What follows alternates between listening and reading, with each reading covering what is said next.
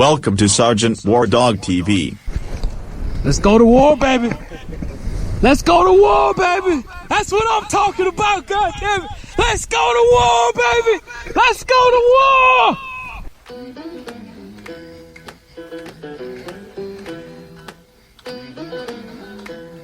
Steve Jeans, that's what it is. All I know is war. All I know is shoot. All I want is more, but I got some things to do. I'm a dog of war. Hell's what I've been through. I'm a dog of war. I did it all for you. I'm a soldier, I'm a warrior. Got a emblem on my cover. And ask me what I did for ya. I put the trash deep down under. Yeah, I'm a dog of war. Hell's what I've been through. I'm a dog of war. I did it all for you. Yeah.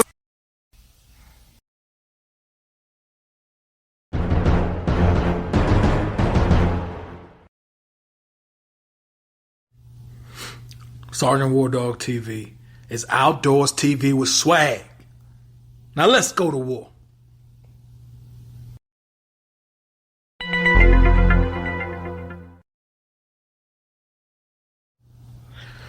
Hey, if I haven't told you already, Sergeant War Dog TV has an app. It's now out on both the Apple App Store as well as the Google Play Store. Download it today. Find directions to Camp Doghouse. Hear all of our podcasts. The entire Sergeant's playlist. View pictures and get directions straight to Camp Doghouse, all from the app. Download today, Sergeant War Dog, baby, on the War Dog Trail. Salute.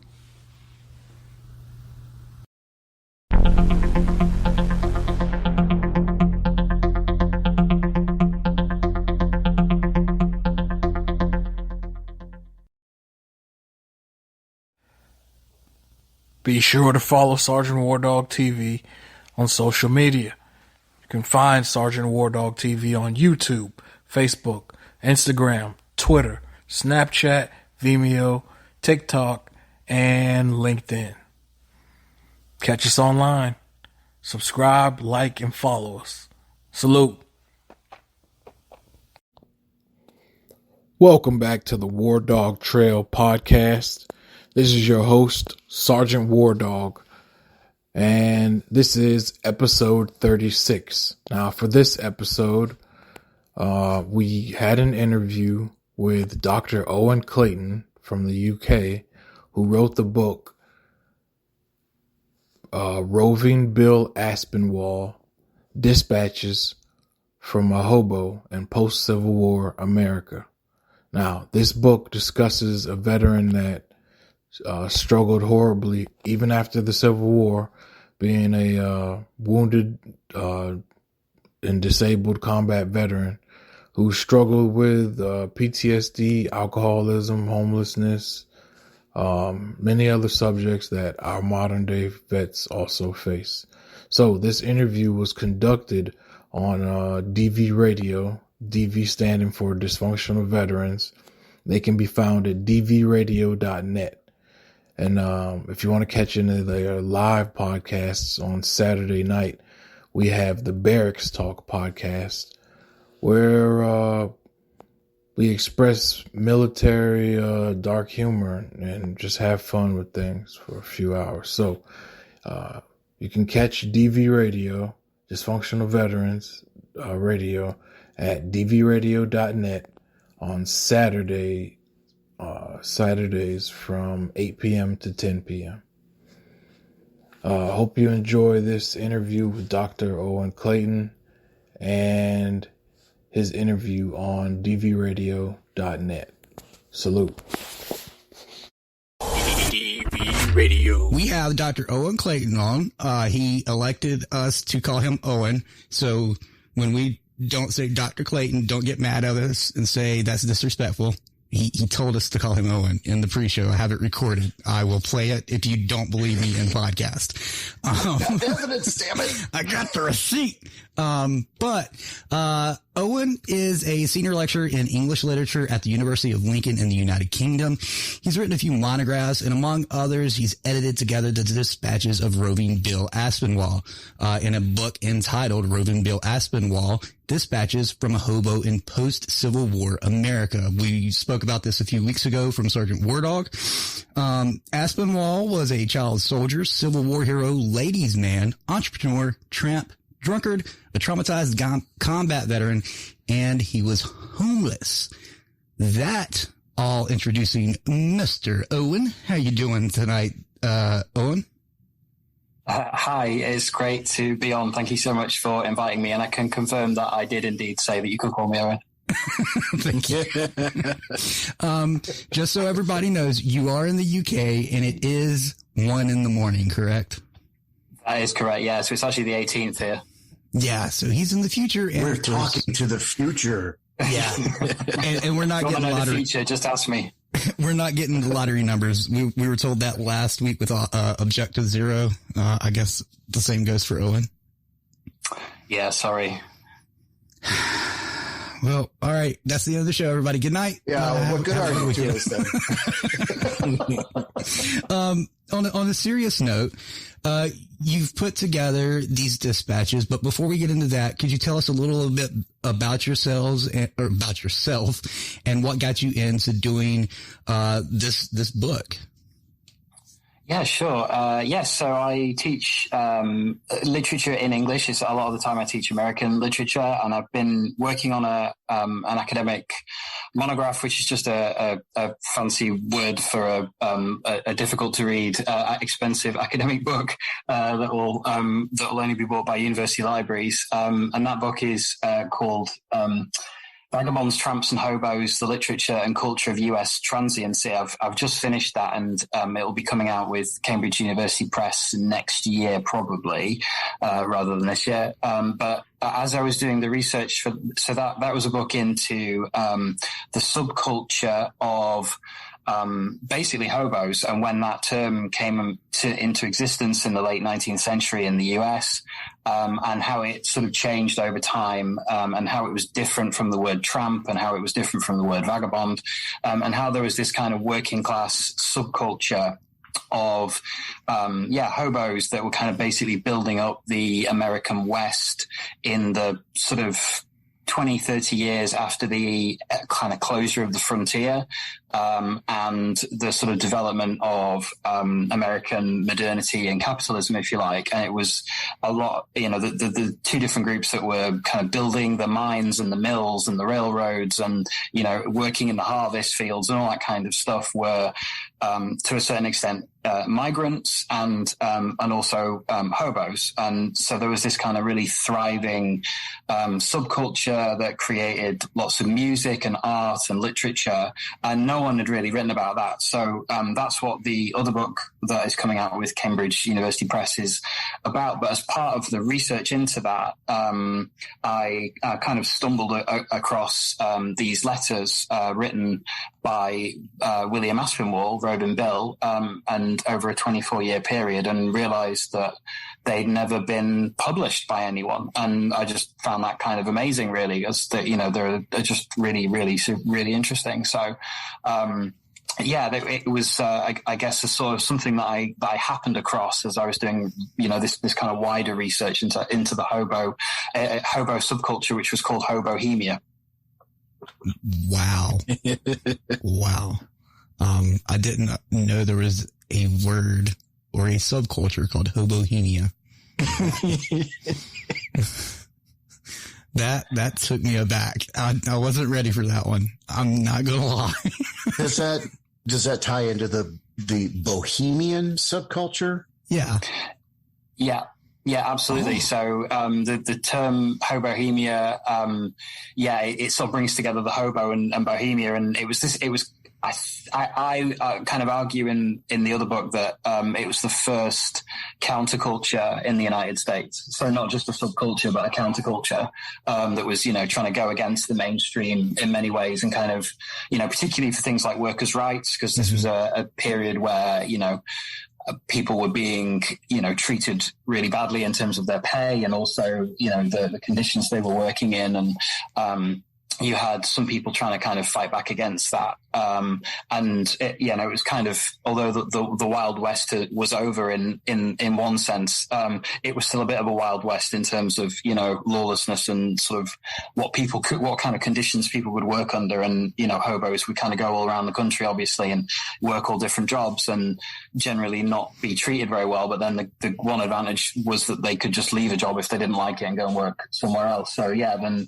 they were in these kind of what were called jungles, these camps that were often by the sides of railroads. And, people these were the kind of centers of Hobohemia, where people would kind of gather around campfires and sing songs and tell stories, and telling like tall tales was a real big thing. So like telling exaggerated stories about, what you'd seen on the road, or, the things that you'd done. And it became this kind of really, sort of storytelling, subculture. Storytelling became really important to that culture. I'm going to nerd out just a little bit, because the hobo aspect of this, and the reason I say I'm going to nerd out a little bit is because I was doing some research for a book I'm writing, which is all completely fiction, and I've been working on it for a while, but I wanted to have something catching on the cover. And I found out, and many people probably don't know because they just don't bother to care to look into it, or they just go by whatever they hear, right? And hobos had their own language, essentially, and would leave, for lack of a better term, hieroglyphics, right? At like these train stops or these houses and stuff, warning people or letting them know, hey, this is a good place to get some food or work, or et cetera, et cetera. And it was all symbols and stuff, because we got to remember that was a time where not everybody was educated to read, and it just wasn't of significance. Is there anything like that you found out that shocked you or surprised you when you were doing the research on Hobohemia? So one of the guys who I came across claimed to have invented that system of the hieroglyphics, but and this was a guy called Leon Ray Livingston, who was known by his hobo name was A Number One, because hobos all had nicknames. Right. But the problem with A Number One is that he was a massive liar. So most of his books are just complete fantasy, so it's kind of difficult to know what to believe. And historians really kind of disagree with each other about how much, to an extent, that hieroglyphic system was in place. I think some people did use it, but it wasn't necessarily, hugely widely known. But it's kind of difficult to know, because, the kind of archaeology, I guess, if you like, of those posts where people would leave that, doesn't survive that well. Although a friend of mine has got some really cool footage from the 1960s, some beautiful 8mm film footage from the 1960s of these old train yards that were dated from the early 20th century. And I think it's from Red Bluff, California, if I remember rightly. And it's all these hobos leaving their names on the side of this building, and leaving their nicknames and the dates that they were there. And it's all like 1899, 1901, 1904. So, there are some of those kinds of marks that have been preserved, thankfully. I think it was just like any other language. I think it was based off of region and stuff of that nature.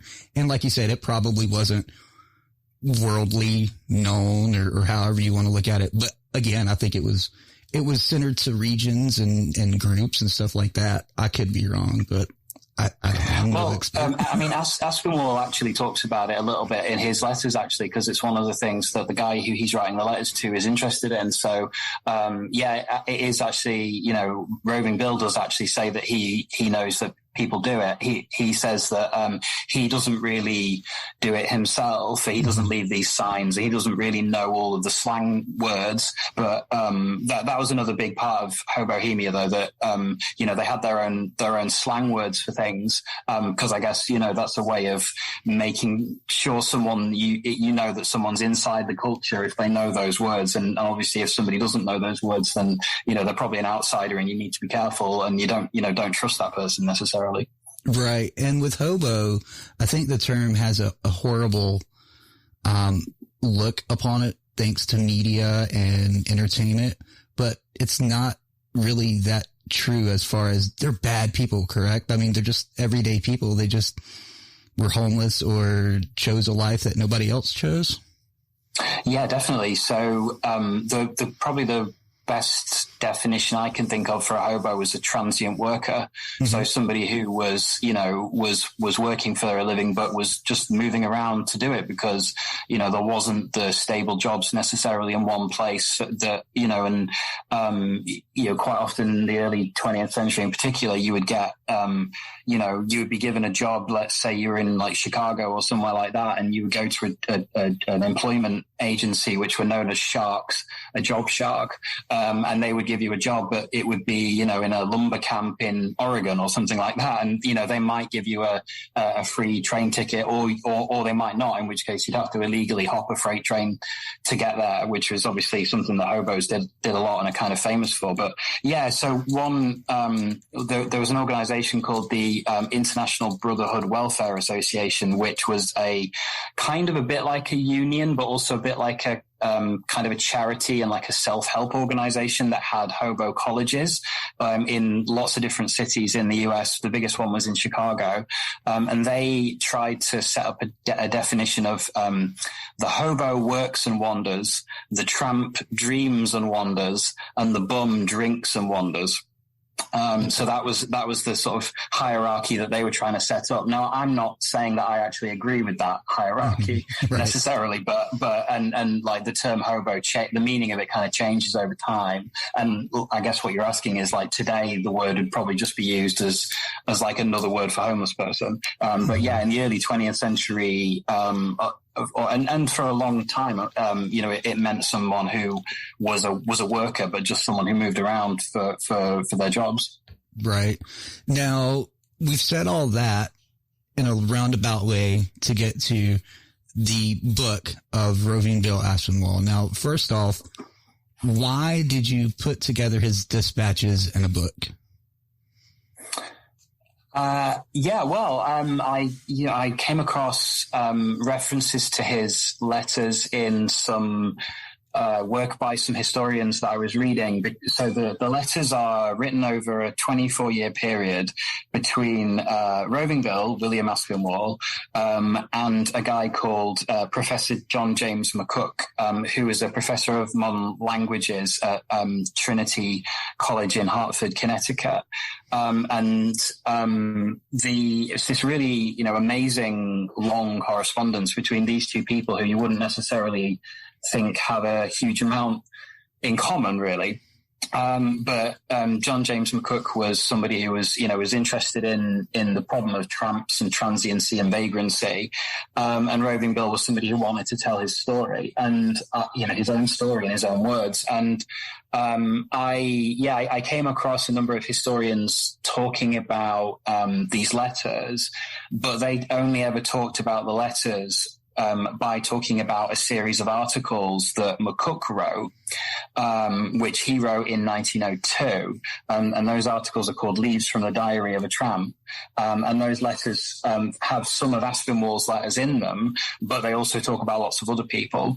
And those the articles that McCook wrote were very much, McCook was the one in charge, and he kind of makes Roving Bill seem like kind of as though Roving Bill's problems are his own fault. And a number of the historians I've read who kind of used those articles as their basis kind of went along with that. So it made it sound like, Roving Bill's was homeless because he was an alcoholic, and that was his fault somehow. And I don't know, I wasn't completely happy with that.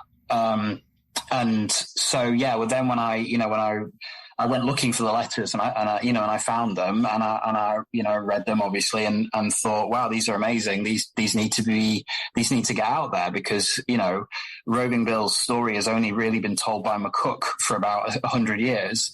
And McCook likes Roving Bill, but he does make it sound like, yeah, Bill's problems are Bill's fault. And what McCook never really addresses in his articles is the question of trauma, and the fact that Roving Bill was a veteran, who had, suffered serious injury in the American Civil War and was somebody who had, never received the treatment that he needed. And I think that explains a lot about then his, the way his life went in sort of subsequent decades. So I thought it was just really important to get his story out in his own words for the first time.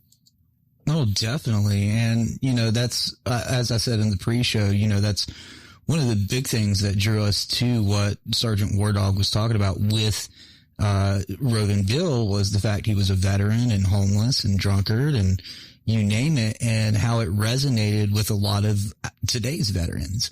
JJ, are you there? Yeah, I'm right here. Do you want to take over for a second?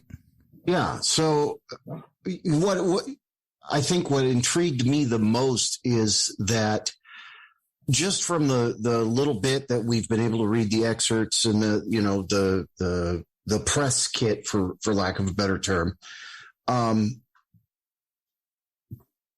Roving Bill was experiencing the same kinds of things that today's homeless veterans are.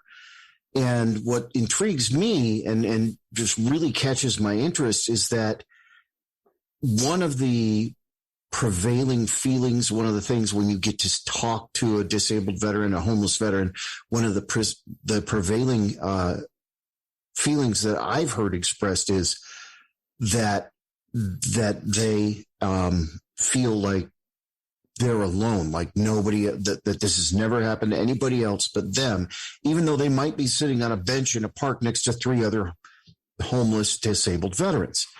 Mm-hmm. So I'm fascinated. I'm buying a copy of this book because I really want to hear the story. I spent some time homeless. I want to hear what it was like for a disabled veteran then, and I want to see how similar it is to what life is like for a homeless and disabled veteran now. And I think, I hope that your intent in putting this together is not just from the historical uniqueness of the perspective, but I hope that there's some kind of intent to share with modern veterans the fact that not only are they not alone, but that their experience is one that is similar enough to past veterans that we can all begin to start to study and learn from that.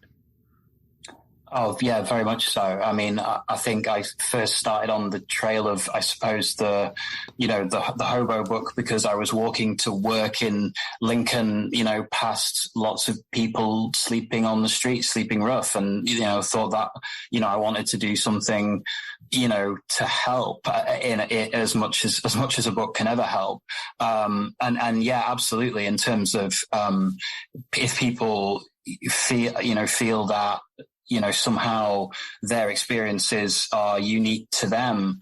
I mean, their experiences will be their own experiences, but at the same time, a lot of people have gone through very similar things and have gone through very similar things for centuries. And I think it's really, we were talking about this before we went on air. I think it's really interesting how there are certain wars that don't seem to get talked about in relation to trauma. And I think I don't exactly know why that is. I think like World War I, people might talk about shell shock, or maybe Vietnam. People might talk about stuff a bit. But I think maybe, some of this is just because people didn't talk about things when they were, in earlier generations. And it was part of the idea. Again, we were talking about this before we went on air. The idea of, being a man was someone who doesn't talk about their emotions. All those sort of old fashioned ideas of what being a man is. But also I think with certain wars get kind of held up as being particularly heroic somehow in like the popular culture, and in media and films and books and things like that. And I think the American Civil War, is one of those. And I think, World War II perhaps is one of those as well. And those wars don't seem to get linked in with the trauma that would have been experienced by the people in them. At least that's not what I've seen. So yeah, I mean, I think it's absolutely important if people think that that their experiences of mean that they are a failure or something like that. It's absolutely not the case. So like with Bill's experience, for example, with him kind of turning to alcoholism, that happened as a result of being in the army. And he talks about that in his letters. And he says to McCook, he says, not only did the army, the union, because he was on the Union side, not only did, but I think, alcoholism was a problem on the Confederate side too, but not only were the Union, recruiters not checking to see whether people had a drink problem before they signed them up, but they were actively encouraging drinking during and before battle, because basically it was a way to sort of keep people's nerves on edge. Or help people kind of deal with those nerves. And this was a really serious problem on both sides of the conflict. There was massive alcoholism on both sides. And I don't know, there's been a little bit of research in recent years on this, but for a long, long time, nobody had really looked into that side of the war. That actually the doctors actually coined a new term during the war, and that term was chronic alcoholism. Mm-hmm. Well, and I think in those days, alcohol was absolutely used. I mean, it was considered medicinal. It was, people were selling whiskey as a cure-all, as a panacea. And here, take a drink of this. It'll bolster you. It'll strengthen you, it'll make you braver. Well, not only that, in relation to the Vietnam War with marijuana, I mean, the majority of them weren't doing it to be rebellious. The majority of them were doing it because that was a fucked up war. I mean, look at the footage, look at the stories, right? I mean, don't forget the opioids. Exactly. Yeah. And, again, like we had said, what intrigued us about Aspinwall's story is the fact that it's so relatable to present day world. Right. I mean, I think probably the biggest difference is, and I need to read it, but I bet you the biggest difference is however Aspinwall refers to drinking and alcoholism. Today we call it self-medication. Mm-hmm. And it's just, we're using some kind of substance to help distract us from what's really going on in our heads. Right. And I want to know how he relates and talks about the trauma or the PTSD or whatever you want to call it. Because today we walk on eggshells even today. I mean, here at DV Radio, we encourage you to talk about it if you want to, obviously. But at the same time, in the real world, in normal media, in normal social media and everyday talk, we got to walk on eggshells, right? So how did he talk about it? How did they talk about it during or after the Civil War, right? Yeah, I mean, pretty much the answer is that they didn't talk about it, and that was the problem. I think it's kind of there almost by its absence in a weird kind of contradictory way. It's not something that is talked about explicitly, really. It's something that I think you can detect by his actions.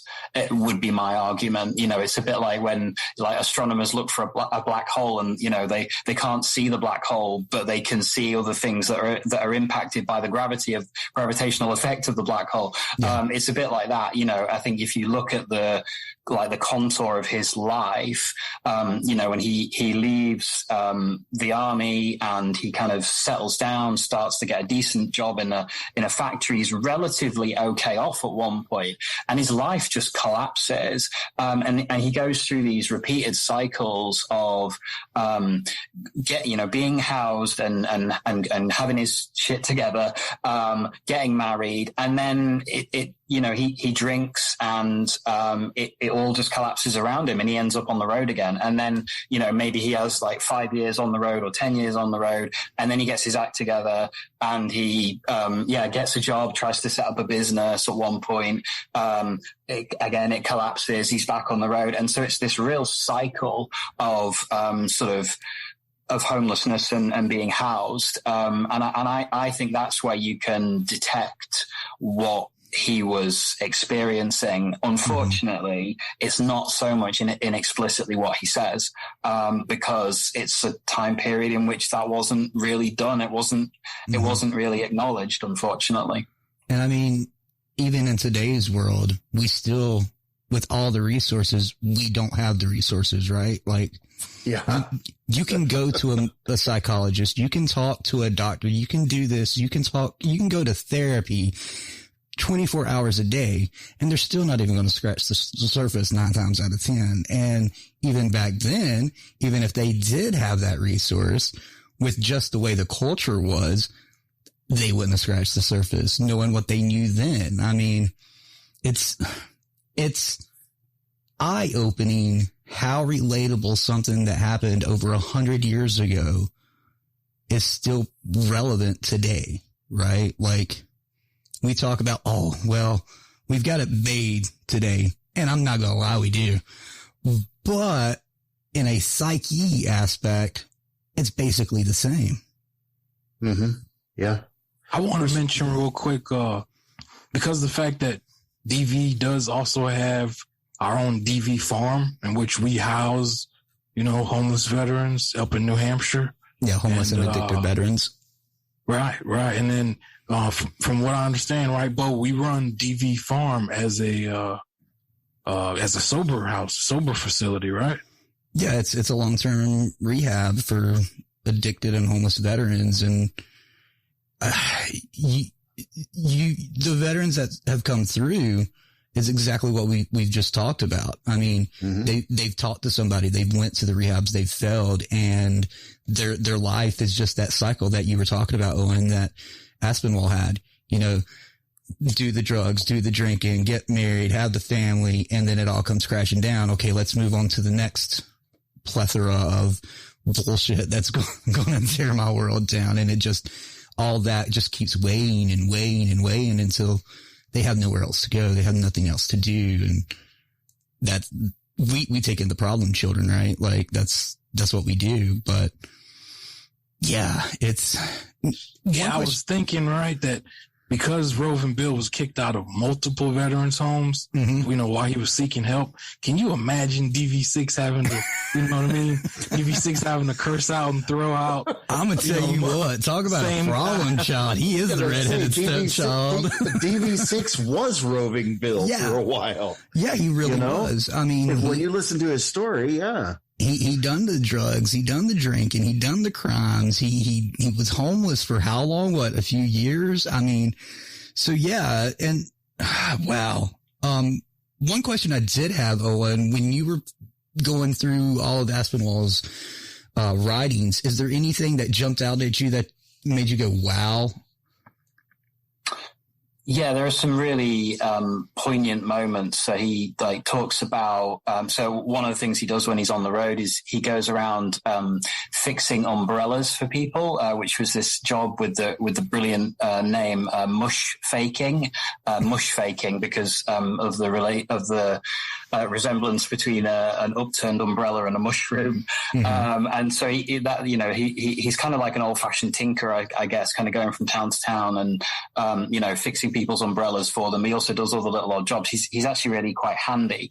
But he talks in one of the letters about how when he'll go into a new town and everybody will stare at him, and then the small children will run away from him as if he's really terrifying.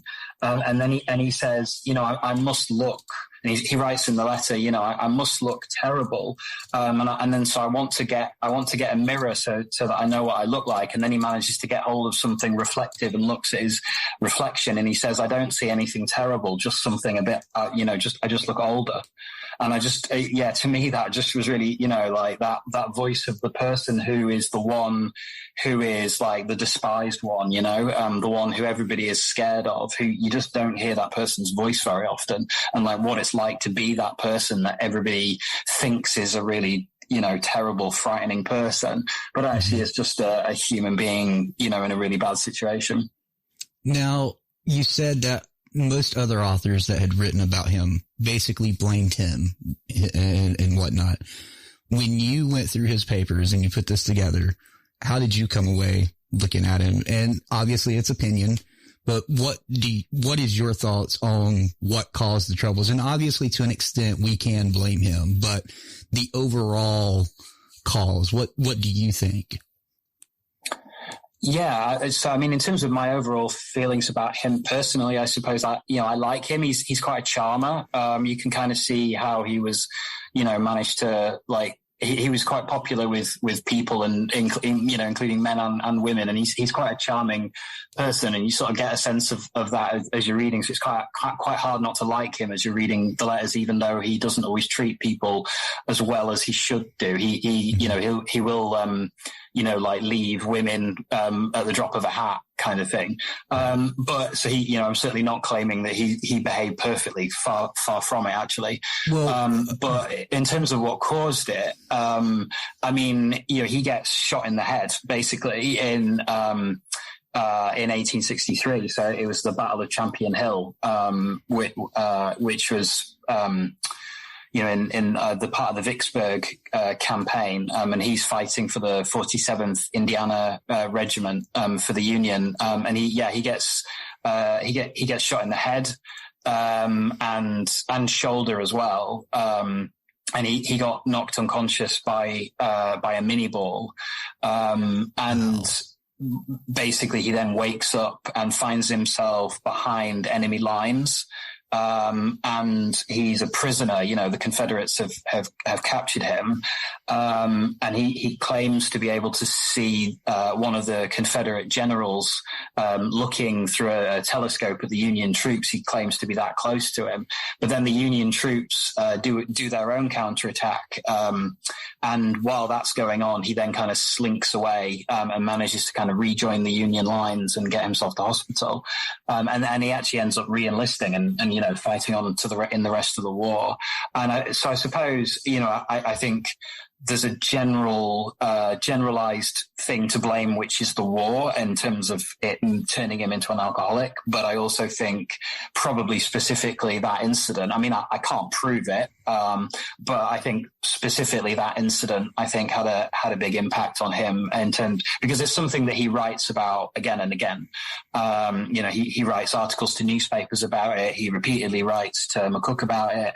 And I think, you know, something that is well known about trauma now, and I'm sure, you guys could probably all tell me about this as well, you know, that one of the things about trauma is that people tend to kind of repeat, it tends to repeat in somebody's mind, particularly when that trauma hasn't been kind of worked through properly, or kind of dealt with or resolved, in a sort of proper therapeutic sense. And so, yeah, I would, you know, I can't prove it, but I think that's what, I think it's the combination of that incident, but also the alcoholism that he picked up during the war, which, right, leads him then in later life after the war to, you know, treat people, not particularly well, even though he could be, as I say, a bit of a charmer.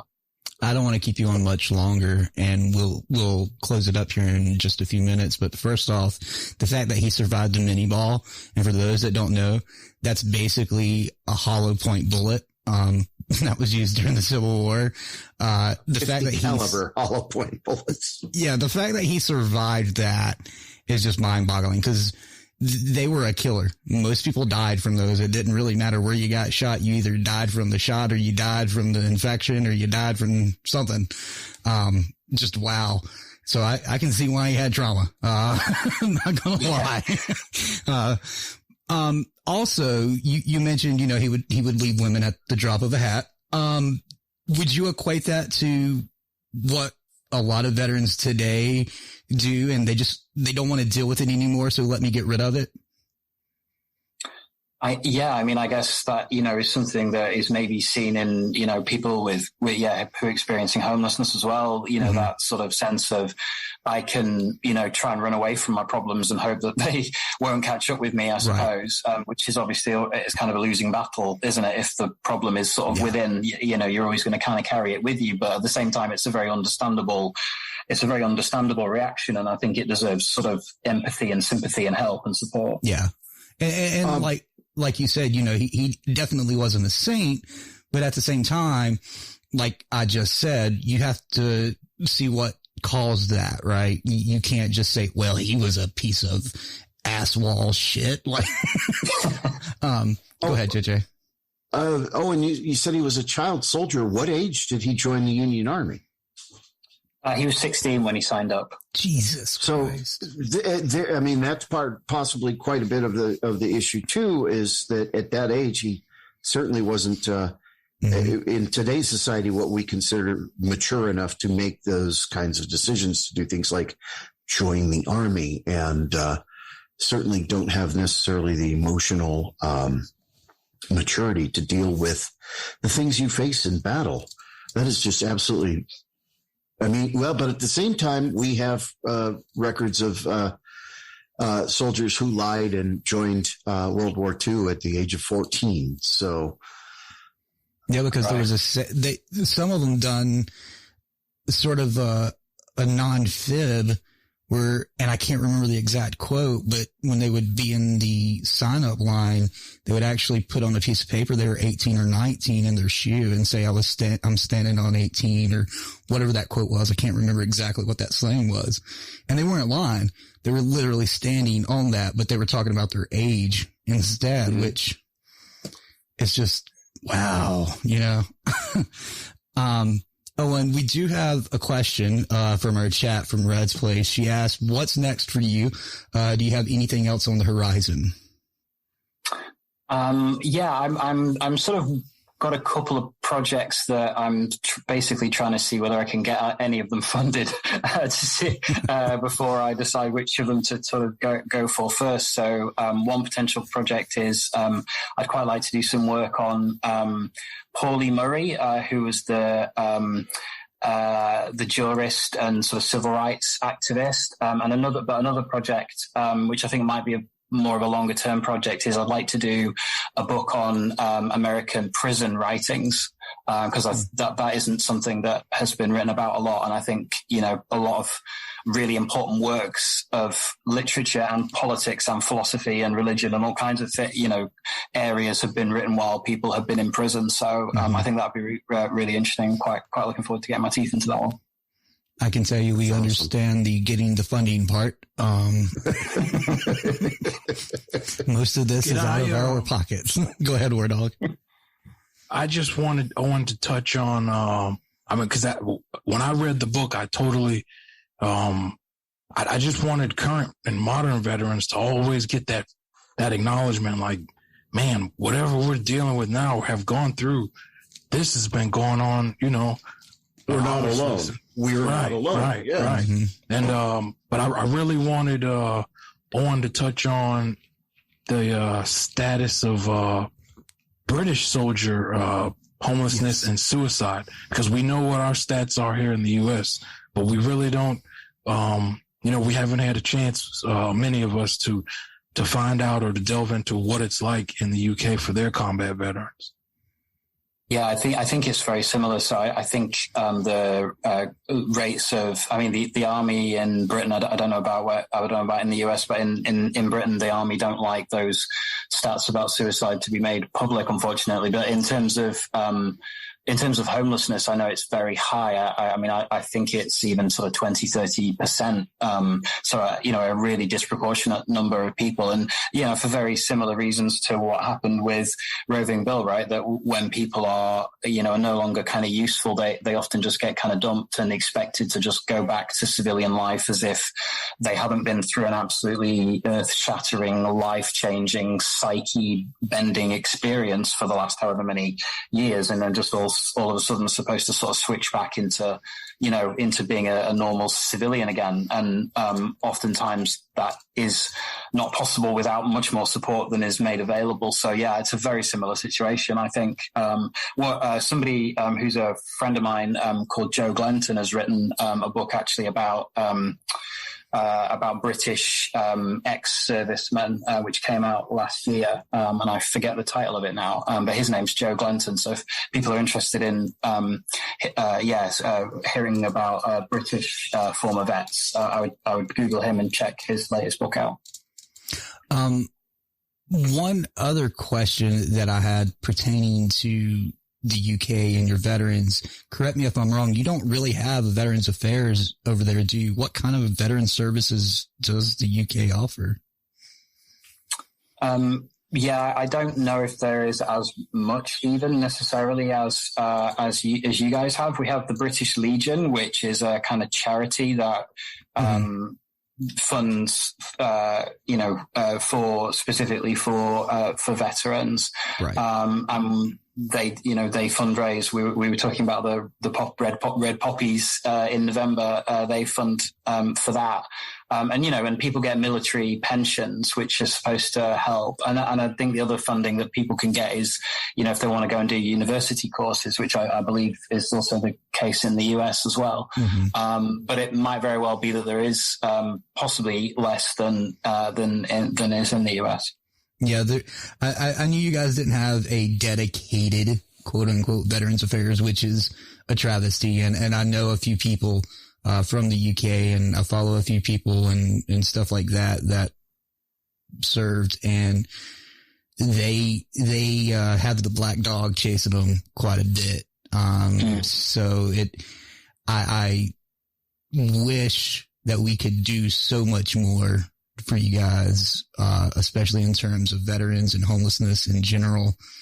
It's sad, really, that, you do something that you love and for your country nonetheless. And they're like, yeah, okay, well, you're on your own now. I'm not saying the VA is the greatest thing in the world. It's not, but I am grateful for what they have obviously done. But at the same time, they're not perfect. I'm going to say right now, they're not perfect. JJ or War Dog, do you have any other questions or anything for Owen? I would just like to say, Owen, thank you. One of the guiding principles in my life is a quote from George Santayana that just as simply, those who do not remember the past are condemned to repeat it. And so I would really like to commend you for finding this piece of the past that's so deeply relatable to the modern veteran, both in the U.S. and in Great Britain, and bringing it back to light. I think that if we can start to understand and acknowledge that the past foretold the future, that we are not alone, that we're not the first, and but maybe if we begin to study it and understand it, we can be the last generations that have to deal with these kinds of issues. So thank you very, very much for your scholarship and for bringing, I think, of what could become a very important book in the library of the American veteran to light. Thank you very much. 100%. Oh, well, thank you. That means a tremendous amount. Thank you. I really, really do appreciate that. And, amen to everything you were saying there as well. And, so often in academia, it can feel like what you're doing doesn't necessarily matter or have an impact in the real world. So I really do appreciate that. Thank you. War Dog. I wanted to thank Owen as well. And also Christina Ward at Feral House Publishing in the state of Washington. I truly, just as JJ said, appreciate you sharing your work of art and, letting our current and modern day veterans know, myself included, that, hey, any of the struggles that I had still continue to deal with have been going on for over 100 years. And the fact that you've been able to equate that so well from a wounded Civil War combat veteran to our present day veterans. I can't thank you enough. Oh, well, yeah, thank you. Yeah, I really appreciate that. And I think, what I've done is pretty small in comparison to what you are all doing with the work that you do. But I really do appreciate that. Thank you so much. I'm not going to rehash what JJ and War Dog said because I can't say it any better. But Owen, is there any places that you advise people to go check your book out and purchase it right now? Like, go ahead, tell them, go ahead. I think it's available from all good bookstores, or I think that's the phrase, isn't it? I think you can get it from Amazon and Barnes and Noble and those kinds of places. It's on the Zon. It's on the Zon. Right. It's in my cart. That's how I know. Awesome. And if anybody wants to leave a review once they've read it, that would also be great. Absolutely. Yeah. I promise I will. Absolutely. Oh, well, thank you. That's one thing we harp here. We've got a couple of veteran authors that we work closely with, and that's one thing I'm like, leave a review, please. Again, Owen, thank you and everybody that you're working with to come here and be on the show. I don't know why in the hell you would want to be on this show, but thank you. It's been a blast. I appreciate you taking such a late time on your Sunday morning to come and do this with us, truly. And like JJ and War Dog said, you don't sell yourself short. You're doing a lot more than you realize. And in the right hands, this is going to be, like JJ said, a huge wake up call for 99% of the veterans in the right hands. And hopefully that happens. And thank you, Owen. We appreciate it. Is there anything else you'd like to say to our listeners tonight? Oh, just thank you so much, everybody, for listening, and good luck with all your your struggles, because it's not easy. But yeah, I guess if Bill has got a lesson, it's that you're not alone, and you don't need to feel like that there's something wrong with you. In fact, it might be that something has been done wrong has been done to you instead. So keep on the good fight, looking after yourselves, and thank you so much for listening. Thank you, Owen. Good night and good morning. Take care. You too. So that was Dr. Owen Clayton. He put together the dispatches called Roving Bill Apswall Dispatches from a Hobo in Post-Civil War America. You can buy that at Amazon. While you're there, go to smile.amazon.com, make DD Farm your choice, and a portion of your shopping cart purchase goes directly to the DB Farm. No hidden fees or costs. So what a wake up call. What kills me, what kind, I mean, I'm not upset because at least there are scholars who are looking at this, but why aren't American scholars digging? We're so busy fucking digging up woke culture and everything's racist that we're missing our own history. Yeah. And so say, hey, please take me to the river, way down on the river. Take me to the river, way down on the river. Please take me to the river, way down on the river. Please take me to the river, way down on the river. Say, hey, please take me to the river, way down on the river. Take me to the river, way down on the river. Please take me to the river, way down on the river. Please take me to the river, way down on the river. Say, hey, please take me to the river, way down on the river. Take me to the river, way down on the river. Please take me to the river, way down on the river. Please take me to the river, way down on the river. That song was called Waterways by the artist J.F. Wheeler. He can be found on Apple Music under the name J.F. Wheeler. Again, the title of that song was Waterways. and it's a part of the Sergeant's playlist, which can be found now on SoundCloud by searching for Sergeant's playlist. All right, this has been episode 36, our interview with editor Dr. Owen Clayton of the book Roving Bill Apswall, Dispatches from a Hobo in Post-Civil War America. Again, this interview was conducted by DV Radio, that's Dysfunctional Veterans, at dvradio.net. Signing off, this is Sergeant War Dog. Salute.